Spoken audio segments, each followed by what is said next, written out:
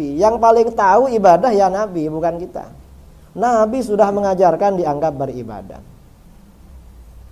Nah, akhirnya ya gara-gara ini jadi tauhid uluhiyah, membedakan tauhid uluhiyah rububiyah itu tujuannya ini untuk mensyirikkan orang-orang yang beristighatsah, bertawassul, bertabarruk, berziarah. Dari sini akibat tauhid uluhiyah rububiyah ini ya, Abu Jahal dan Abu Lahab dianggap lebih bertauhid daripada umat Islam yang bertawassul. Ini ada kitabnya orang Saudi, Muhammad bin Ahmad Bashmil. Punya kitab berjudul Kaifa Nafhamut Tauhid. Halaman 16 ada bab Tauhidu Abi Jahlin wa Abi Lahabin. Tauhidnya Abu Jahal dan Abu Lahab. Abu Jahlin menghidupkan dan mematikan, darron wa nafi'an, membahayakan dan mendatangkan madarat, bahaya dan manfaat. La yusyrikuna bihi fi dzalika syai'a. Tidak syirik sedikit pun dalam masalah ini. Kata Wahabi. Jadi mereka tauhid ini di satu sisi untuk membela orang-orang jahiliyah, di sisi lain untuk mengkafirkan umat Islam. Tauhid rububiyah ilahiyah. Terus kata dia, ajibun wa gharib. Ajibun wa gharib, ajib, sungguh mengherankan, wa gharib, dan sungguh aneh. Ayyakuna Abu Jahal wa Abu Lahab, ternyata Abu Jahal dan Abu Lahab aktsaru tauhidan lillah, lebih mantap tauhidnya kepada Allah. Wa akhlasu imanan bihi, dan lebih bersih, lebih ikhlas imannya kepada Allah. Minal muslimin alladzina tawassalun, daripada umat Islam yang bertawassul. Jadi tauhid kita ini masih kalah mantap, kalah ikhlas, kalah bersih dengan Abu Jahal dan Abu Lahab. Ini gara-gara tauhid uluhiyah rububiyah. Karenanya orang-orang yang ada di Mosul di Irak ya, kemudian yang ada di Aleppo di Syria disembelih sama ISIS, dianggap melanggar tauhid uluhiyah. Tauhidnya masih rububiyah, masih kalah dengan musyrikin tauhidnya. Karenanya disembelih walaupun dia turun dari masjid. Itu ISIS. Ini tujuan tauhid rububiyah uluhiyah sebenarnya ini. Nah, mengapa ada tauhid al-asma was sifat? Sekarang tauhid asma was sifat. Nah, tauhid asma was sifat ini tujuannya apa? Tauhidul asma was sifat.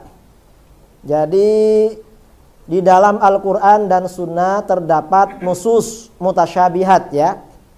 Nas-nas mutasyabihat berkaitan dengan nama-nama dan sifat-sifat Allah. Seperti Ar-Rahmanu 'alal 'arsyis tawa. Atau misalnya seandainya sahih hadis aynallah qalat fis sama misalnya, dan lain sebagainya. Nah, Ibnu Taimiyah mengikuti aliran musyabbihah yang mengartikan nas-nas mutasyabihat tersebut secara literal zahir. Jadi kalau 'alal 'arsyis tawa berarti tinggal, diam, duduk-duduk di arasy. Kalau fis sama ya tempatnya di langit. Kalau ditakwil tidak boleh. Nah, Ibnu Taimiyah atau Wahabi menggagas tauhid al-asma was sifat ini sebagai piranti atau sebagai aturan konstitusi ya, undang-undang ideologis untuk menilai sesat kaum muslimin yang melakukan takwil terhadap ayat-ayat mutasyabihat tersebut. Dalam hal ini pengikut Asy'ariyah Maturidiyah. Padahal takwil ini dilakukan oleh ulama-ulama salaf. Sejak masanya sahabat dan tabi'in sudah ada takwil. Nah, ini ya, hal yang semacam ini yang membedakan antara kaedah-kaedah keilmuan Ahlus Sunnah wal Jamaah dengan kaedah-kaedah keilmuan di luar Ahlus Sunnah wal Jamaah. Itu bedanya. Artinya bagaimana kaedah-kaedah keilmuan, baik ideologi maupun apapun, oleh para ulama itu sifatnya dilahirkan, bukan diciptakan. Artinya dilahirkan bagaimana kaedah-kaedah ini dibuat untuk mempertahankan ajaran yang sudah berkembang, yang sudah ada sebelumnya. Adapun ahli bid'ah ini, aturan-aturan, kaedah-kaedah mereka itu sifatnya diciptakan. Artinya bagaimana? Sebagai pembela terhadap ajaran mereka.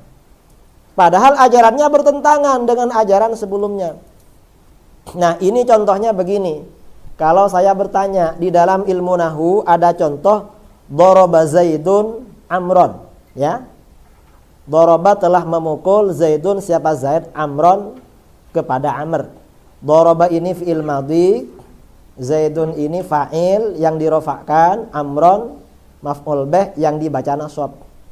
Kalau ada orang bertanya lebih dulu mana teori fi'il fa'il maf'ul rofa' nasab dengan orang baca daraba Zaidun Amron, lebih dulu mana? Lebih dulu bacanya. Teori ini dibuat untuk menjaga agar cara baca ini tidak rusak, tidak berubah. Atau misalnya di dalam ilmu tajwid, mat tabi'i dibaca panjang berapa alif? 1 alif, 2 harokat. Nah, membaca mat tabi'i 2 harokat dengan teori mat tabi'i lebih dulu mana? Lebih dulu bacanya. Ini berarti kaedah-kaedah itu diadakan, sifatnya dilahirkan. Artinya disimpulkan dari sekian tradisi ajaran yang sudah ada, bukan diciptakan. Kalau ahli bid'ah itu diciptakan. Karena diciptakan maka pasti bertentangan dengan ajaran yang sudah berkembang sebelumnya. Ini kata Wahabi, kata Ibnu Taimiyah, takwil itu sesat. Takwil itu adalah ilhad, ya.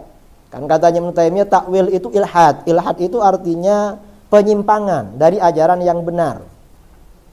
Atau takwil kata Syekh Utsaimin, wat takwilu tahrif. Takwil itu adalah tahrif. Nah, kalau karena dianggap melanggar tauhid asma wa sifat. Nah, ini ketika